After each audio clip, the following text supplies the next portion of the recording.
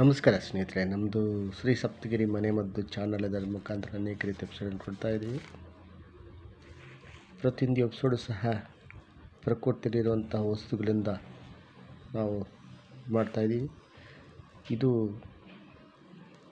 ಈರುಳ್ಳಿ, ಆನಿಯನ್, ಪ್ಯಾಜ್, ಉಳ್ಳಿಪಾಯಿ ಇತ್ಯಾದಿಗಳಿಂದ ಕರೀತಾರೆ.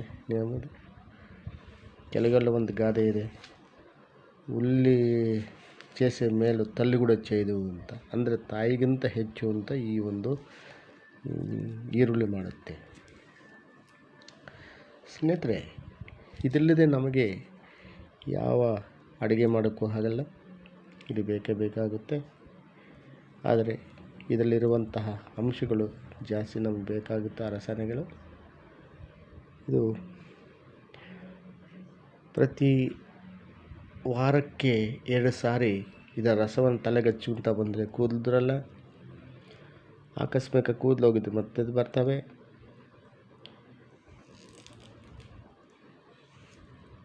ಈ ಒಂದು ಈರುಳ್ಳಿ ಸೇವನೆಯಿಂದ ಈ ಸ್ಪರ್ಮ್ ಕೌಂಟ್ ಅಂತೀವಿ ಜಾಸ್ತಿ ಆಗುತ್ತೆ, ಮೊಟಾಲಿಟಿ ಜಾಸ್ತಿ ಆಗುತ್ತೆ.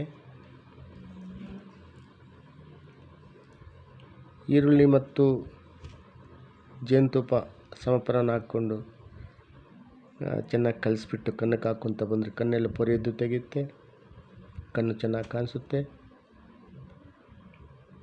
ಈರುಳ್ಳಿ ಸಣ್ಣ ಸಣ್ಣ ಕತ್ತರಿಸಿ 2 ಚಮಚ ತುಪ್ಪ ಹಾಕಿ ರೋಲ್ ಮಾಡಿ ಅದಕ್ಕೆ ಕಲ್ಸಕ್ಕರೆ ಹಾಕಿಕೊಂಡು ಸೇವನೆ ಮಾಡ್ತಾ ಬಂದರೆ ವೀರ್ಯ ಎಂಬುದು ಉತ್ಪತ್ತಿ ಜಾಸ್ತಿ ಆಗುತ್ತೆ.